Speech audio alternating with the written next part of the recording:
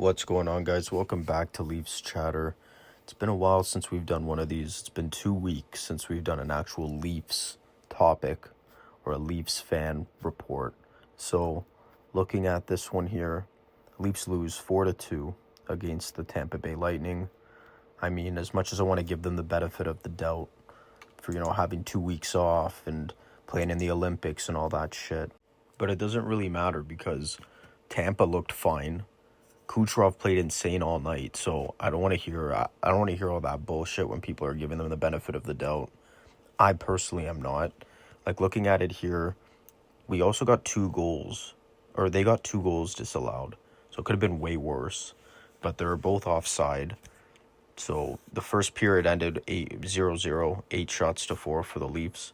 Then the second period, again, we're probably the worst second period team in the league.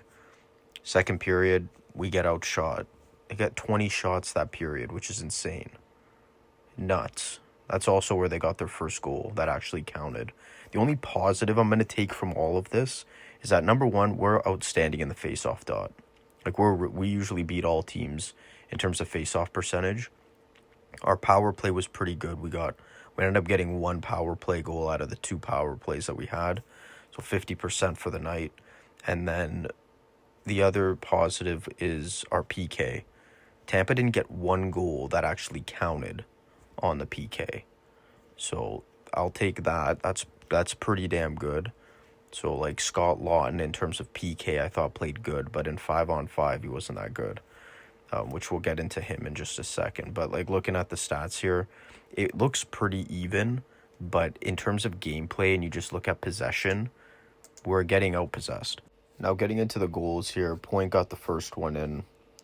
I mean, Point starts it off. I mean, they also had 2 goals disallowed, so I knew at some point it was eventually going to go sideways for the Leafs, and it ended up doing that in the second period. So Point gets a little goal there. I think it was a nice feed actually from Pontus Holmberg, which is pretty crazy.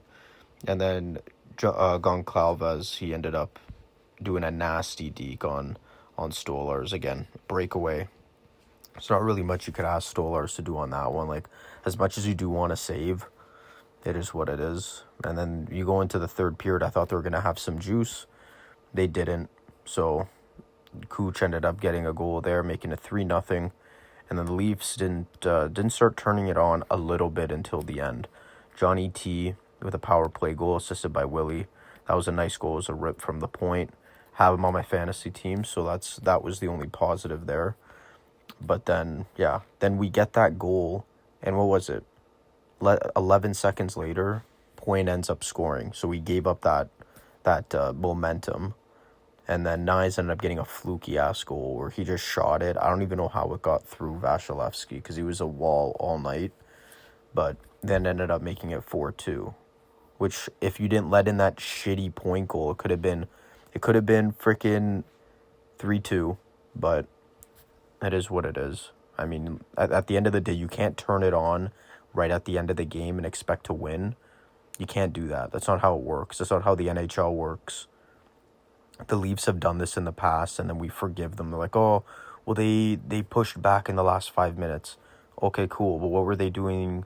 What were they doing the remainder of the game? What were they doing the next freaking 55 minutes of the game? Like, the previous 55 minutes, we did nothing. We were just getting hemmed up and down the ice. We couldn't string a pass together. Michelli couldn't make a pass to save his life. It was insane. He played horrible, in my opinion. I thought he wasn't good.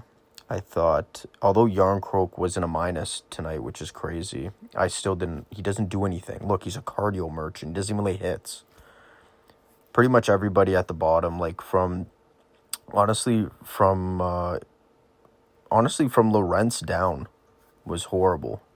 I mean, they were all -2s. Lorentz couldn't handle a puck. Carlo was all right today, but I'm not going to shit on him too much because he didn't even catch a minus. But Riley was horrible. And isn't it funny, guys? Isn't it funny how Riley gets brought back into the team? He gets brought back into the lineup for whatever reason because he's healthy.